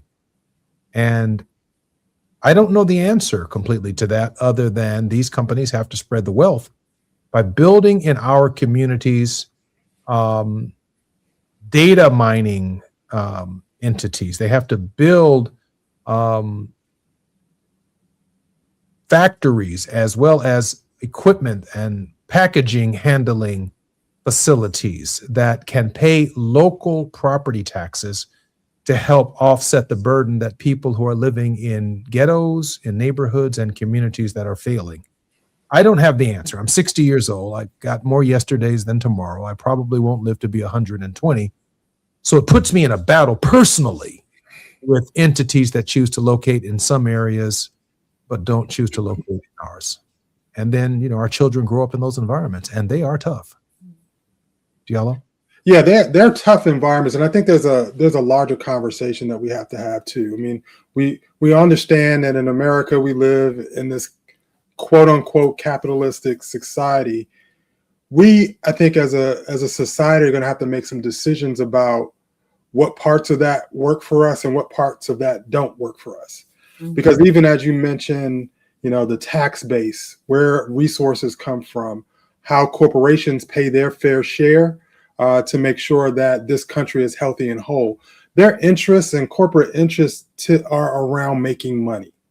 That's the only thing that corporations care about. And it's up to us as citizens, as people, as voters, as those that elect folks that sit in public policy positions to hold those corporations accountable to the collective welfare and well-being of the citizens of this country, the people that live on the soil of this country. And so it requires us to kind of reimagine what our future could look like. And what that means is making some difficult decisions in certain circumstances. Even when you mention data centers, that's great, but also there's harm that's come from those. Like, look what's happened in Memphis. Look, folks in Prince George's County near me, outside of DC, they're fighting against it because they're sucking up the water, they're sucking up the power grid, or they're polluting the water. So we want corporations to be responsible partners. So they come in and bring their businesses into places that are close to us. And at the same time, they have a responsibility to support the health and well-being of those communities as well. It is a collective responsibility and not just about them making money. They can make money and support creating healthy, thriving environments for all of us. And so for all of you do-gooders who think corporate responsibility is a thing, you see the dismantling. Some of the first steps that they took was to get rid of diversity, equity, inclusion. And I have friends in Los Angeles, Atlanta, DC, and I have been one of those people who were in roles that guided the consciousness of a corporation. And in fact, many of us, are in government and community affairs to try to make sure that there's a balance between community and what the corporation is doing as it makes money. But that's, that has dwindled. Roles have dwindled. The care of the responsibility has dwindled, but all but disappeared. And so how do we manage, and especially you have an administration who has called all these corporations to the table to say, hey, it's, free willy time. You don't have to do this anymore. You don't have to do that. So now we have to rely on the consciousness of people who may not be prone to that sort of thinking outside of the money. And so we find ourselves, even in a place where they're not as concerned about having people on the job with the advent of AI. So, what is it that we really suggest that they do, we do? I mean, basically, we have to hold them accountable. Corporations are chartered and exist based on us, right? They just can't pop out of nowhere and exist and do business. We charter them. They charter within the state that they're located in. And it is our responsibility to set the rules of engagement, the rules of play. We have power that we don't utilize. And what it takes is organization, it takes education, it takes understanding, and it takes a willpower to push against these entities and create the spaces that we want to see. We have to lean in. There's no easy way about it. And Jesse, I will say this really quickly. Your father did that work. When I worked at, one of the things that drew me when I interned and then worked at the Rainbow Coalition way back in the day is that he met with Coca-Cola. He met with all of these corporate entities requiring him. He was talking about DEI back then. Like, we need more Black folks. We need more investment in our communities. We need more jobs on the ground. He was doing that work. We need to pick that work back up, that mantle up, and lean in and hold folks accountable. We can't be scared. We can't sit on the sidelines and fold our hands as if we can't do anything. sometimes it takes a lot of skin in the game to make it happen. But those that come before us put their skin, put their lives in jeopardy to try to make this world a better place. I am particularly grateful that our very special guest in this hour is none other than Diallo Brooks. Diallo Brooks is one of our most capable contributors on all education issues, but social justice issues as well. Diallo, we have about 3 minutes before we come forward, before our hard stop at the 30. I'd like to hear your thoughts about American interventionism in the Western Hemisphere. I think it's ridiculous. I think it's a white supremacist tactic. Tell us what you're. I mean, I really feel like that. You know, our intervention and the ways that we intervene is not around humanitarian. It's not around justice. It's not about, you know, making this world safer. It's about exploiting resources and the corporate kind of, you know, you look at the oil or the mineral folks looking for ways to make money. And so they intervene in places that sometimes are a little sketchy for other reasons, and using that as an opportunity to go in to do a land grab, a resource grab. And I think it's problematic, and it's going to cause us problems into the future. I think that's right, Gina. Yeah, I you know what, I'll be honest, I wanted to set you up so that you can tell us that there's hope, because sometimes, you know, when you feel all of this coming at you, young Black men, young Hispanic men, you know, poor people, or people who have less or don't have a college education, can sometimes feel the weight of what's going on and be so dejected and so depressed and not really even try or engage in the process. So thank you, you know, for that early word of hope, Diallo. I'm Jesse Jr., listening to the Jesse Jackson Jr. Show on KBLA Talk 1580. Our very special guest in this hour is none other than Diallo Brooks on the J Lunch Club. Our creator is hosting Fat Meat Fridays today, and she's doing a great job. Particularly grateful for that, and grateful for the show here on KBLA Talk 1580. More when we come forward on KBLA Talk 1580. I'm Jesse Jackson Jr. It's afternoon drive time with Jesse Jackson Jr. Only on KBLA Talk 1580.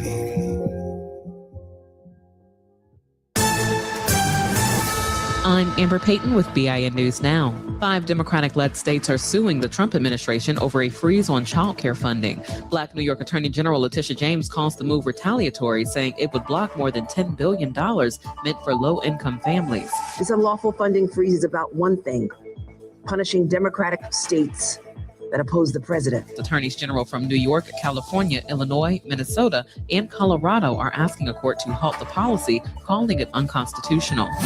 Maryland's Black Governor Wes Moore is proposing $124 million for law enforcement in his 2027 budget, pointing to a 25% drop in homicides, the lowest in nearly 40 years. The full plan will be unveiled January 14th.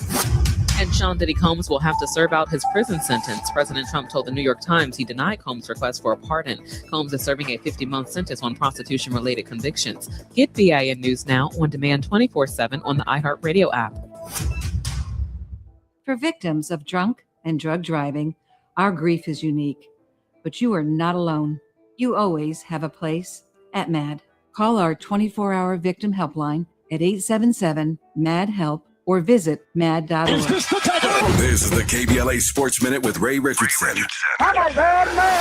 The University of Miami, the last school selected for the 12-team college football playoffs, is heading to the national championship game. Miami hung on for a 31-27 win Thursday night over Mississippi in the semifinals. The Hurricanes will play the winner of tonight's Indiana-Oregon game on January 19th at Hard Rock Stadium in Miami. The Lakers and Clippers are back in action tonight. The Lakers are at home against Milwaukee. The Clippers are in Brooklyn. In Minneapolis Thursday night, the Timberwolves held a moment of silence before their game against Cleveland for Renee Good, the 37-year-old woman who was fatally shot Wednesday in her car by an ICE immigration agent. Tonight at 6, Out of Bounds is moving to prime time. Join me and my co-host Gil Scarborough for 60 minutes of sports chatter with some Black folks flavor. You can be a part of the conversation at 1-800-920-1580. No debates, no speculation, just the info you need. That's your KBLA Sports Minute. I'm Ray Richardson on KBLA Talk 1580.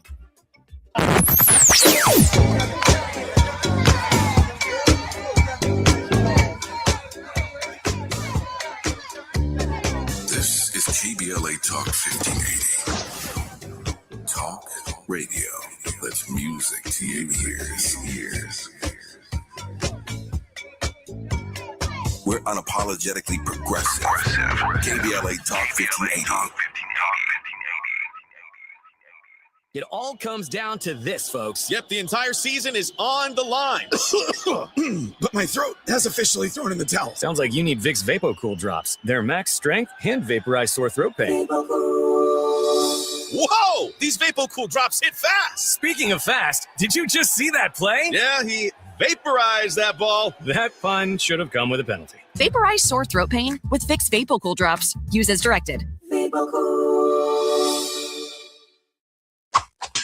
Looking for something new? Try fencing, the Olympic and Paralympic sport that mixes speed, strategy, and fun.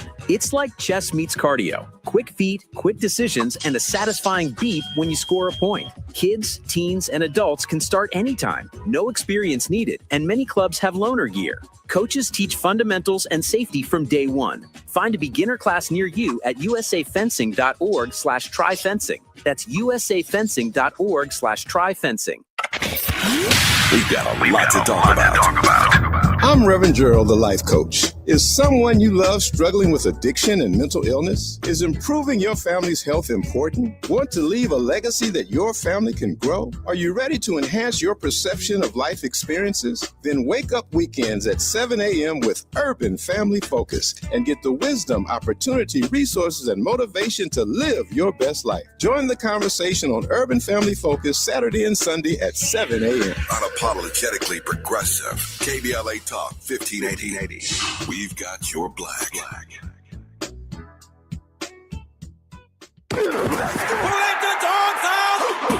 Tired of the same old sports talk? Ready to go where the real conversation happens? Hi, I'm Ray Richardson, host of Out of Bounds, the sports show that doesn't play it safe. Every Friday at 6 p.m. on KBLA Talk 1580. My co-host Neil Scarborough and I get you ready for the weekend. We take you beyond the highlight reels and into the stories that matter. The controversial calls, the game-changing plays, the athletes making headlines for all the right reasons and sometimes the wrong ones. From the NFL to the NBA, college ball to the pros, if it's happening in sports, we're breaking it down with no filter and all opinion. Tune in to Out of Bounds with me, Ray Richardson, and my co-host Neil Scarborough, live every Friday at 6 p.m. only on KBLA Talk 1580, because the best conversations happen out of bounds. KBLA Talk 1580, where Los Angeles talks. You're listening to Jesse Jackson Jr. on KBLA Talk 1580. The Jesse Jackson Jr. Show. The Jesse Jackson Jr. Show. The Jesse Jackson Jr. Show. The Jesse Jackson Jr. Show. King Folly, drop the beat. Come on and talk with me. Come on and listen to me. Come on and talk with me. Come on and listen to me. KBLA Talk 1580. Download the app. I'm Jesse Jackson Jr. Welcome forward to the Jesse Jackson Jr. Show on KBLA Talk 1580. Our very special guest is none other than Diallo Brooks on the J Lunch Club. Dr. Brother Brooks is our resident expert and a regular contributor on all issues relating to education and many social justice issues to which he has engaged in. Diallo, share with us any thoughts that you might have on some of the concerns that are on the horizon that we should be shifting our attention to. Well, I think some of the things that we need to be shifting our attention to are how our federal government is moving resources to our states and how they're kind of cherry picking which states they will move resources to and using the federal government as a hammer. Those that don't comply with them, not moving the resources that those places need, particularly like in education and other areas that are critical to states. So we need to be paying attention to that. And also, as we begin this year, we really should be thinking about how we dig deeper into our civic engagement and really prepare ourselves for upcoming midterm elections, both on the local level, the state level, and the federal level. We have to make sure that we're touching all of those different branches of government, because as these elections become real, we need to make sure that we're doing the really early front end engagement of communities of giving them the information they need, organizing, making sure that we're connecting, and doing that kind of groundwork, Jesse, that we've done in the past, where we've really gone into communities, really talked to folks, really elevated the issues of concern, and making sure that the candidates that are more closely aligned with our values are hearing that and also are articulating a plan to engage around that, so we can have a really robust turnout against whatever obstacles that may be put up in front of us. And so those are two of the things that I think we really need to lean into, really need to pay attention to, and really need to organize around going forward. I'm not particularly concerned about states where Democratic governors rely largely upon African Americans, Hispanics, women, the Rainbow Coalition, if you will, to get elected, because they tend to cater to their bases within those states. Mm-hmm. But in each of these states that the president and the federal government is now using this hammer approach and directing resources to their supporters, have long established patterns of discrimination against African Americans. They still find themselves and Hispanics on a side of town with confronting various disparities at every level of their existence. And I don't see how state by state that remedies the problem of inequality, but only exacerbates it. I'm sure you see what I see on that question, that states' rights, Diallo, without a federal enforcement mechanism to ensure that the states themselves are complying with all men are created equal and standards of equality and fairness, recognizing that on one side of town, there may be a Silicon Valley, but on the other side of town, there is a perpetual ghetto that communities are locked in. Diallo? Yeah, so I think the way I like to approach that is that we have to organize on multiple fronts. We can't be singularly focused in our organizing efforts. And what I mean by that, all politics are local. Local is what touches folks first. So we need to organize there, but we need to connect the dots between all of the systems that are in place and why they're so important. It's really around kind of this civic education piece that I tend to talk about a lot in a lot of spaces, is that we have to understand what the federal government's role is, right? And we have to hold the federal government accountable to that role. The civil rights enforcements, the enforcements to break down the barriers that exist on all over the country. We also have to do the same thing on the state level. We have to make sure that those elected officials on the state level, no matter what states we're in, are being held accountable and feel the pressure from communities about equity and justice in those places. And then locally, we need to do the same. And so it's about a collective elevation of those voices, a collective education of our community, and also supporting and uplifting the voices of our community to articulate across all functions, all levels of government, the change that we want to see. And it's a push, it's a battle, it's an ongoing. I mean, your father used to always say politics and big P and little p politics is a contact sport. We have to put our shoulder pads and helmets on and get in the game and do what's necessary to create the change. We need to elect the folks that have bold visions, that are willing to fight, that know how to fight. And we need to hold them accountable, but also support them in that fight as well.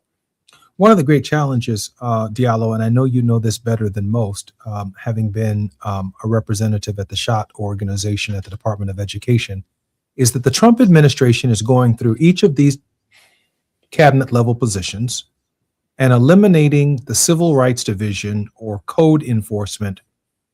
And when my father did say that, we've always had the ability to go to the Civil Rights Division of the Justice Department, or the Civil Rights Division of the Education Department, or the Civil Rights Division of Health and Human Services. And without the infinite resources to enforce these local problems from the federal government, which each of us in our local communities do not have. I mean, the government of the United States has resources to prosecute everybody. But in a real sense, without that wind beneath our wings, we're asking local people to go to court. We're asking local pastors and others to raise their resources and literally fight against the very government that once stood on our side representing our interests challenging these discriminatory practices. And Jesse, this is not new. It's just recent, right? We've had a history for a long time because of the gains of the civil rights movement that allow us, even across administrations, to even have those conversations. You could have a Republican administration or a Democrat administration, but you still had those tools in place. Some more effective than others, but they were there. They are dismantling that. That is just the reality of what's happening.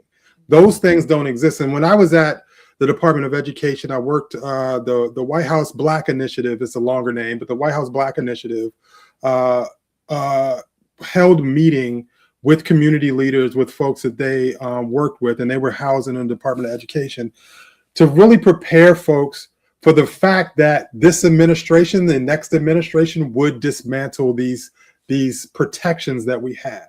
And it's incumbent upon other structures in our community, whether it be civil rights organizations, whether it be philanthropic organizations, whether it be law firms willing to add pro bono time to do the work, to fill in the gap, to put the pressure on to create the change we want to see.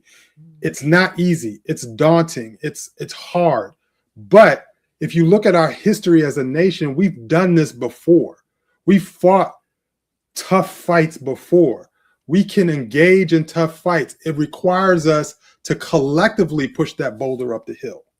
To not one person, not Jesse Jackson Jr. by himself, not Gina by herself, not Diallo by himself, but us collectively putting our hands on that boulder and pushing it over the top of the hill to create the change we want to see.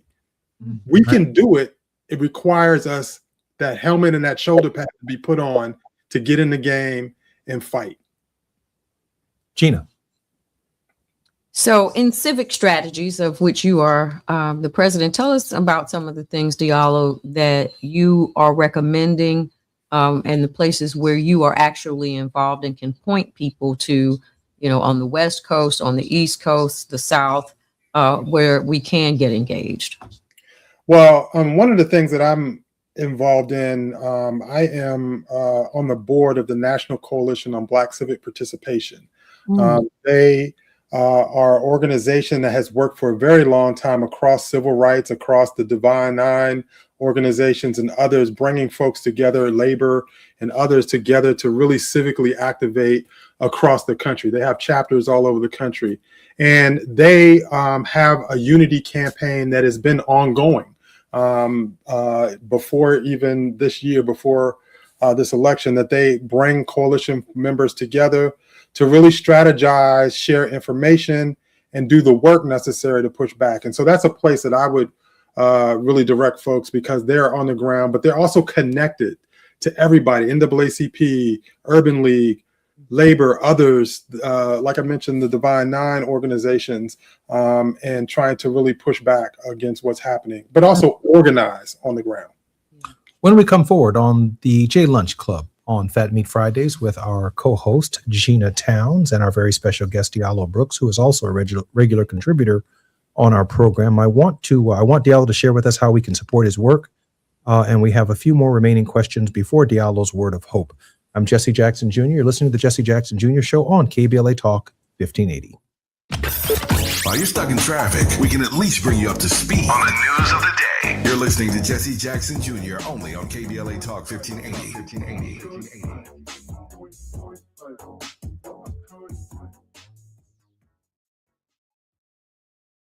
Welcome back to Winter Hack Radio, the place for clever hacks to survive the season. Icy driveway? Well, try spreading sand or birdseed to help with traction.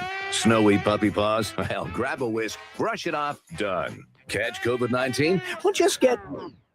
Actually, there's no hack for COVID-19. But if you test positive, prescription medications for COVID exist. Ask your doctor if they're right for you. Visit PfizerForAll.com to learn more. Sponsored by Pfizer. Are you 50 or older? This news is for you. The CDC recommends you get vaccinated against pneumococcal pneumonia. Even if you're healthy, your age puts you at risk. People 50 or older are over 6 times more likely to be hospitalized with pneumococcal pneumonia compared to adults 18 to 49. Just one shot can help protect you. Learn more and schedule at vaxassist.com. That's VAXassist.com. Sponsored by Pfizer. My son loves to fly kites, but my active psoriatic arthritis can sometimes hold me back. Now with Skyrizi to treat my skin and joints, I'm ready to go. Skyrizi, risankizumab Riza, a prescription-only 150 milligram injection for adults, helps with less joint pain, stiffness, swelling, and fatigue. For those who also have plaque psoriasis, 90% clearer skin is possible with just 4 doses a year after 2 starter doses. Don't use if allergic to Skyrizi. Serious allergic reactions and an increased risk of infections or a lower ability to fight them may occur. Before treatment, your doctor should check for infection and tuberculosis. Tell your doctor if you have an infection or symptoms such as fever, sweats, chills, muscle aches, or cough, or if you plan to or recently received a vaccine. With Skyrizi, there's nothing like clearer skin and better movement, and that means everything. Ask your doctor about Skyrizi today and visit skyrizi.com or call 1-866-SKY-RIZZI to learn more. Lena Bloom for the Bail Project. Imagine you're stuck in a jail cell and you can't afford bail and someone offers you a way out. Just plead guilty and you can go home and kiss your kids goodnight. What do you do? What thousands have. You plead guilty whether you are or not. Cash bail makes poverty a crime. That's why the Bail Project helps those who can't afford it while fighting to end cash bail, because freedom should be free. Brought to you by the Ad Council. Hi, it's Tavis Smiley. For 40 years, I have had the privilege, and I don't use that word lightly, the privilege of sitting down with presidents, world leaders, authors, artists, activists, the folk who shape our world. Thousands of conversations, tens of thousands of questions.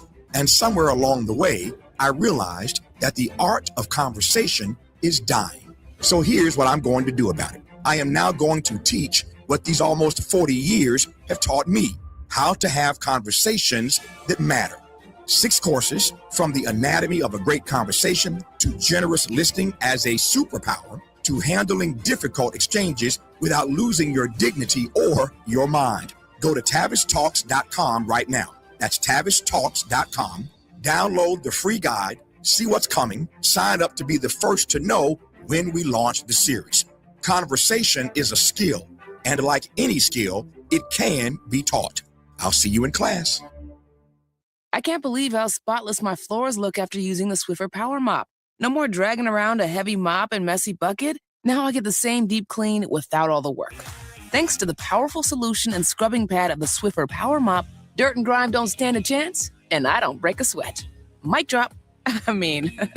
Mop drop. Swiffer Power Mop. Swiffer Power Mop.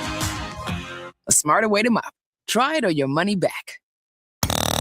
Now back to more of Jesse Jackson Jr. on KBLA Talk 1580. The Jesse Jackson Jr. Show. The Jesse Jackson Jr. Show. The Jesse Jackson Jr. Show. The Jesse Jackson Jr. Show. King Volley drops the beat. Come on and talk with me. Come on and listen to the me. Come on and talk with me. Come on and listen to the me. KBLA Talk 1580. Download the app.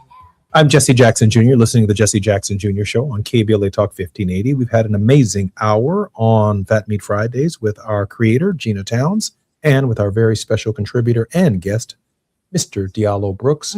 Particularly grateful that you're sharing this afternoon with us. Gina had a very interesting question that we'd like to pose to you, and she shared it with me during the break, but I'm going to let her present it. Gina? So, Diallo, we all have children who may be in their early 20s, young adults, and like you probably have some kids that are a little bit younger.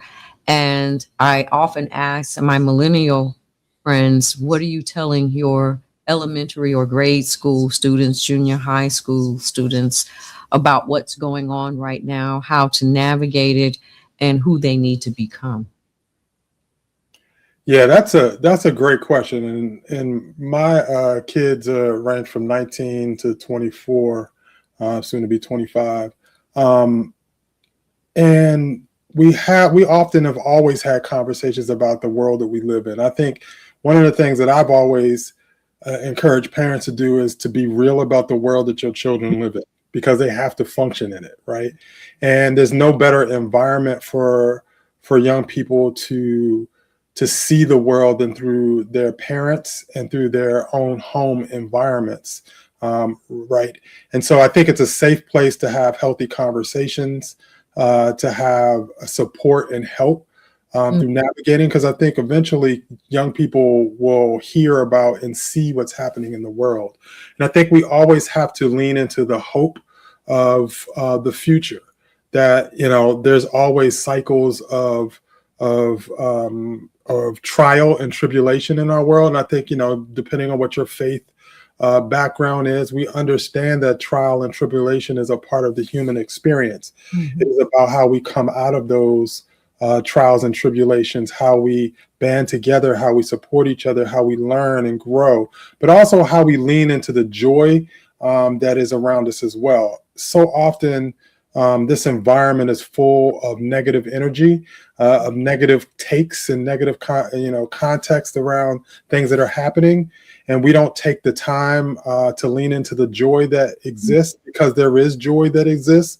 There are friendships, there are family members, there are great things. I was on the show a few weeks ago before the holiday, before the break, or before the new year, when there was a community bookstore. Those things to me are the bright spots, places where people can gather. And, you know, even in this moment, Gina, when we see the tragedy in Minnesota is also coupled with the hope as well, because there were people there. It didn't happen in the dark. There were folks pushing back. There were people protesting. There were people that are calling on their cell phones saying, hey, ICE is about to come in the community. So people are trying to protect each other, protect their neighbors and their communities. And we have to uplift that. We have to uplift those moments for young people to know that it is our responsibility. It's about, you know, I come out of the, you know, Kwanzaa tradition, you know, Ujima, where you're talking about collective work and responsibility. It is our collectiveness, and Umoja about unity, about us coming together. If we lean into those things, I think the future can move in the right direction. Can I respond to that real Please. quick, Jesse? You know, thank you for that. I think that direction with some purpose is really what people need to hear. And we almost have to say it affirmingly, repeatedly, because we forget and we get bogged down and distracted by all the things that are going on. But I find it remarkable that God puts us in a place, for those who believe, the universe, whatever it is that you subscribe to, that the world really does not have any new faces or schemes. It is that in every generation, we have to have something that reminds us, prods us, and pushes us back, almost like a shepherd with a staff that has to, you know, almost beat us back into, don't go over that cliff now. Let's get back in line and remember who we are, whose we are, and how we ought to be. For sure. I couldn't agree more. And that's a wonderful thought leading into the weekend, and to continue a similar thought heading into the weekend. Diallo, you have an extended word of hope for us tonight. Yeah, my hope on today, my grandson just turned grandson. Grandson. Yes, I have a grandson. Just turned 2 years old today. Oh, wow.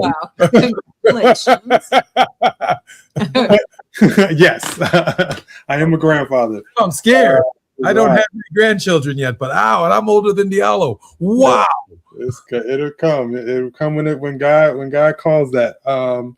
But yeah, I mean, I lean into that, and it goes back to what I was saying before, Gina, about the celebration of life, the celebration of new opportunities that present itself as this year turned, as 2025 ended and 2026 began. It is a new opportunity for us. It is a new opportunity to love our neighbors, to celebrate with our neighbors, to support our neighbors, to lock arms with our neighbors and our friends and our family members, and make sure that we're stepping into this world and we're presenting our opposition as an opposition of love. Is that we love humanity, We love the ability for us to be free, and we will lean into that love, and that love will then push us toward the successes that we need. It's going to be hard sometimes, but that's okay. Kids fall down and skin their knees because they're learning how to walk, but it's okay. You let them learn how to walk, and we will go through this day, but we will also emerge on the other side. I believe in that, and that's why I wake up every single morning and do the work that I do. You know, that's interesting that you say that and you hold that out as hope, because I think the other thing is how you want to be remembered in history. Each of us has an opportunity when you get up every day to make that difference. And some people get chronicled in it. You know, some people are chronicled in it 2,000 years ago, 100 years ago, and 60 years ago. So thank you for that little bit of admonishment to stay focused and that encouragement as well, Diallo. My pleasure. Particularly honored that Diallo Brooks joins us once again on the Jesse Jackson Jr. Show, KBLA Talk 1580. We've had an amazing Fat Meat Friday with Bishop Tolton and now Diallo Brooks. And now we're heading into our weekend. Gina, what are you doing this weekend? I don't know. I think I'm helping some campaign go forward towards some midterm elections that we're going to need to probably fight to have. Diallo, what are you doing this weekend? This weekend is a recharge weekend. I'll hopefully get to see my grandson, spend a little bit of time with him. And if the weather breaks, I might try to get outside and get on my bike to just kind of clear my head and refresh before the next week. You wouldn't be wrong. I want to stick my head in a bucket of cold water some days and just let it chill. Anyway, I want to let everyone know that I want them to be safe this holiday weekend. Stay out of the way of law enforcement to the extent that we can. Respectfully protest, raise our voices, continue to fight the good fight, but do not come close to these officers. Stay away from them. They have been weaponized and they mean business.